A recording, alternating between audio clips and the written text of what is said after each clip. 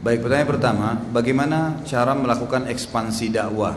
Sedangkan di tempat kami, para ustadz sulit untuk diundang ke masjid atau musola-musola kecil.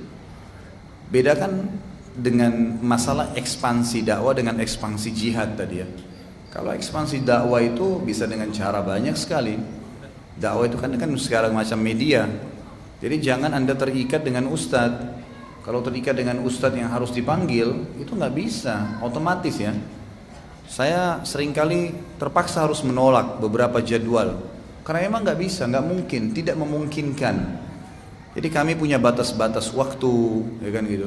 Punya juga keluarga, punya pekerjaan, nggak bisa. Itu pun kadang-kadang subhanallah dalam satu hari saya punya jadwal 4 kali. Di sini 2 jam, sana 2 jam, itu sudah 8 jam. Perjalanannya masing-masing dari satu tempat ke tempat lain sejam. Itu berarti 12 jam setengah dari umur sehari itu sudah dipakai. Kira-kira kalau ditambah lagi kapan istirahatnya, kapan waktu untuk keluarga, kapan waktu untuk kerja gitu kan.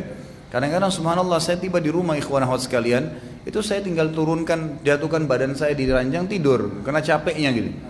Jadi memang, dan mungkin saya rasa teman-teman dai sama gitu. Ya, saya merasakan hal yang sama. Pernah juga ada salah seorang ikhwah mengirim kepada saya WhatsApp dan akhirnya ditegur oleh beberapa dai tentang sulitnya untuk mengundang ustadz-ustadz ke daerah-daerah mereka. Memang, dan mereka kecewa gitu karena tidak bisa datang. Subhanallah, kita kadang-kadang melupakan bahwasanya ilmu itu didatangin, bukan mendatangkan sebenarnya. Kita lihat kalau ulama salaf kita dulu dari tabi'in, mereka mendatangi para ulama untuk belajar, bukan ulama yang didatangkan. Bayangkan kalau setiap alim harus dikirim kemana-mana, itu kan berapa banyak waktu mereka yang habis. Nabi SAW memang kalau satu kota membutuhkan dikirim satu orang. Muadz bin Jabal dikirim ke Yaman, untuk satu negeri Yaman, gitu kan. Nanti dia duduk di satu tempat, yang lainnya pada datang belajar. Murid-muridnya nanti nyebar, seperti itu semestinya sistemnya. Di Indonesia enggak, kita mau balik, gitu kan. Saya pernah diundang, Bapak Ibu sekalian, di pengajian di daerah Kemang. Di sini pengajian nih, karena dia rasa suka cocok pengajiannya, undang lagi di tangga sebelahnya. Ini hari Senin, ini hari Selasa, sana hari Rabu, berkisar-kisar di situ terus gitu berputar. Saya bilang untuk apa? Berkumpul satu tempat, saya datang Jakarta Selatan, nanti di situ karena memang nggak bisa, gitu kan sulit.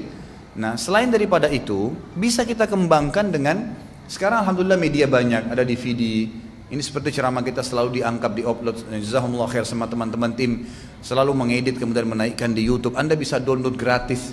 Bahkan banyak sekali di antara muslimah kita yang menyampaikan pada saya, bahkan di luar negeri subhanallah. Saya dihubungi dari Jerman, dihubungi dari Prancis, dihubungi dari Australia. Orang-orang Indonesia yang mendengarkan ceramah-ceramah, yang ceramah saya banyak di-download sama mereka. Bahkan mereka bilang kadang-kadang lagi masak dengerin ustaz, lagi ngurus anak dengerin ceramahnya. Karena mereka kadang-kadang kalau suaminya kerja nggak ada aktivitas, mereka bisa lakukan itu, gitu kan? Bahkan saya pernah di Kalibata dipeluk oleh seorang bapak, tiba-tiba datang lalu mengatakan, Ustaz Khalid ya dipeluk, saya nggak tahu siapa. Iya Pak, dia bilang saya ini mungkin Ustaz tidak kenal. Saya punya musola di Kalimantan di kampung Ustaz. Tiap subuh saya putar ceramahnya Ustaz.